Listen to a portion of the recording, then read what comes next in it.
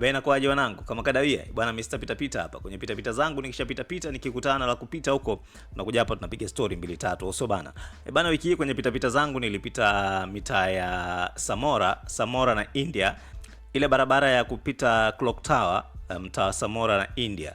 Kama ukitaka kwenda posta mpya kule, yes, mtaa ule kuna kama kabustani pale, bustani fulani ambapo watu wanapenda kukaa kupumzika pale. Kuna kituo cha usafiri mbalimbali, bodaboda, taxi zinapatikana pale. Yes, na mamalisha na wafanya biashara wadogo wadogo imekuwa ni sehemu ya kufanya sehemu yao ya kufanya biashara pale.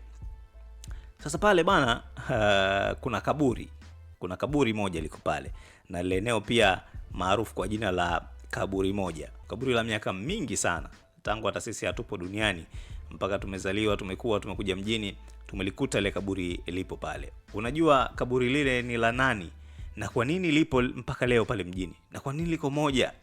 Liko peke yake, alafu liko mjini na liko kwenye bustani pale, alafu halina jina wala alama yoyote, lakini limejengewa. Unajua historia ya kaburi hili na ni la nani haswa? Kwenye pita pita zangu basi leo nataka nikupitisha katika historia pamoja na maajabu ya kaburi lile lililokuwa kwenye bustani zile maarufu kama kaburi moja.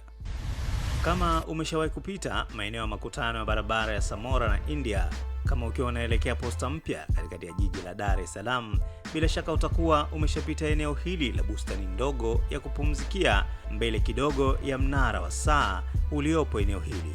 Na kama umeshawahi kuingia katikati ya eneo hili la bustani, bila shaka utakuwa umeshaliona kaburi moja lisilo na jina wala alama yoyote, likiwa limejengewa vizuri kwa tiles nyeupe, na hii ni alama ya historia kutokana na taarifa mbalimbali zinazosemwa juu ya kaburi hili. Eneo hili ni maarufu sana kwa jina la kaburi moja, kwani hili si kaburi la kawaida, ni kaburi moja lenye historia na simulizi tofauti kabisa zenye maajabu kadhaa.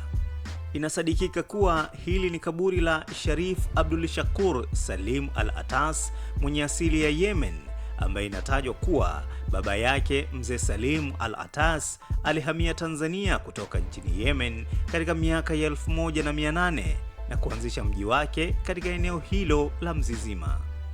Mmoja kati ya watoto wake wa kiume ndio huyo Sharif Abdul Shakur bin Salim Al-Atas ambaye alizikwa katika kaburi hili. Sharif Abdul Shakur Salim Al-Atas ndiye aliyekuwa imamu wa kwanza wa mji huu uliokuwa ukiitwa Mzizima kwa wakati huo, kabla ya kubadilishwa jina na kuitwa Dar es Salaam, na pia alikuwa ni diwani wa Mzizima kwa wakati huo. Eneo hili pia inasadikika kulikuwa na msikiti ambao Imam Sharif Abdul Shakur alikuwa akiswalisha wakati wa utawala wa Wajerumani, eneo ambalo kwa sasa ndio kuna mnara wa saa, yani Clock Tower, ndio palipokuwa na msikiti kwa wakati huo. Wajerumani hawakupendezwa na uwepo wa msikiti huo, hivyo wakaamrishwa uhamishwe kutoka eneo hilo, wakidai kwamba eti adhana huwa inawapigia sana kelele. Msikiti ulihamishwa na kwenda kujengwa maeneo ya Kitumbini, lakini Sharif alipofariki, mwili wake ulizikwa katika eneo hili ambapo ndio yalikuwa makazi yao tangu hapo awali, na ndio alipoanza majukumu yake ya kuwa imamu. Kaburi hili linasadikika ni la tangu miaka hiyo ya 1800 ambapo ndio alifariki Imam Sharif Abdul Shakur. Hivyo kaburi hili liko hapa kwa takriban miaka 200 hadi sasa 2026. Mbali na kaburi hili, inasemekana kulikuwepo na makaburi mengine mengi tu, lakini wakati wa muendelezo wa mipango miji na kuliendeleza na kulijenga jiji la Dar es Salaam, eneo hili liliwekwa katika matumizi tofauti kwa mujibu wa ramani ya mji, na hivyo makaburi hayo yalitakiwa kuhamishwa katika eneo hili ili kupisha ujenzi wa shughuli nyingine za kukuza uchumi kuendelea. Makaburi mengine yote yaliyokuwepo eneo hilo yalifanikiwa kuhamishwa bila shida, isipokuwa kaburi hili la Imam Sharif Abdul Shakur lilishindikana kuhamishika kwa sababu zisizo za kawaida. Yalifanyika majaribio kadhaa katika vipindi tofauti kwa kutumia nyenzo tofauti za kubomoa na kuchimba ili kuhamisha kaburi hili tangu enzi hizo za utawala wa wakoloni, lakini ilishindikana. Hata hivyo, majaribio ya kuhamisha kaburi hili hayakuishia hapo. Hata baada ya uhuru wa Tanganyika, pia jitihada zilifanyika, lakini bila mafanikio, na hata walipojaribu angalau kulisawazisha tu likae sawa, pasiwe na mgongo wa alama ya kaburi, lakini pia vikwazo vilitokea na ilishindikana. Lakini swali ni kwamba kitu gani kilikuwa kinazuia kaburi hili lisichimbwe na kuhamishwa eneo hili? Kikwazo kilikuwa ni nini haswa? Hapo ndiyo palipobeba historia na maajabu makubwa ya kaburi hili. Inasemekana mara kadhaa walipokuwa wanapeleka gleda ama katapila, mara kadhaa lilikuwa likizimika tu ghafla na hata kuharibika mara tu wanapoanza zoezi la kuvunja kaburi hili. Bulldozer lilikuwa likizimika na kupata ubovu wa kujirudia na hivyo kushindwa kufanya kazi yake. Taarifa zingine zinasema palitokea kundi kubwa la nyuki na kuwashambulia vibaya watu waliokuwa wamekuja kulichimba kaburi hilo na kufanya watu hao kukimbia, huku wakiacha zana zao za kazi pale pale. Na wale walioshambuliwa vibaya na nyuki hao waliugua sana, kwani hawakuwa nyuki wa kawaida. Taarifa zinaendelea kusema wakati fulani walifikia hatua ya kulivunja na hata kuanza kulichimba kidogo, lakini ghafla tu ilianza kusambaa harufu kali sana, mfano harufu ya sulfa, na kuwafanya watu wapaliwe na kukohoa sana, hata kufikia kukosa hewa na kushindwa kuvuta pumzi. Na baadhi yao walifikia hatua ya kupoteza fahamu kabisa kwa ukali wa harufu hiyo ambayo ilikuwa ikienea eneo hilo na kusafiri umbali wa takriban mita 500 kutoka kaburi lilipo.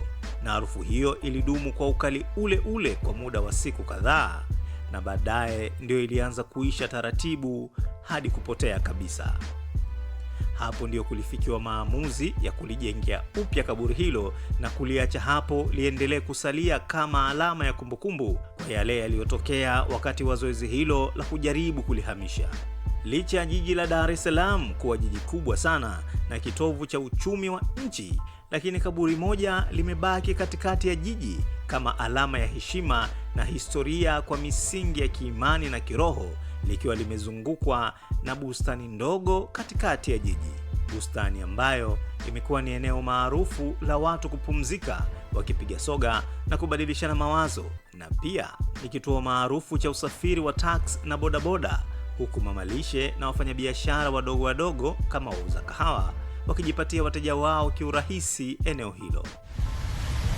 Basi kama na wewe ulishapata kupita mitaa ile na kuliona kaburi lile, ama ulishapata kusikia chochote kuhusiana na historia na maajabu ya kaburi lile, basi mniongezee hapo kwenye comments. Kaburi la Sharif Abdul Shakur Al-Atas ambaye alikuwa imamu wa kwanza kabisa wa Dar es Salaam wakati ikiwa ni Mzizima. Kama una lolote ambalo wewe unalifahamu kuhusiana na historia ya kaburi lile, kuna chochote ambacho wewe unajua, basi niongezee hapo kwenye comments. Endelea kulike, kushare na kusubscribe YouTube channel yetu ya Rema TV Online. Una search pale Rema Media Group, utaikuta Rema TV Online. Fanya kusubscribe na bonyeza alama ya kengele, alafu share link kwa ndugu jamaa na marafiki wote waweze kupata vitu mbalimbali kabisa kutoka Rema TV Online. Lakini pia endelea kutufollow katika mitandao yetu ya kijamii ya Instagram, Facebook pamoja na TikTok kwa jina la Rema TV Online. Mr. Peter Peter as usual. Ciao. Rema TV, ongeza tabasamu.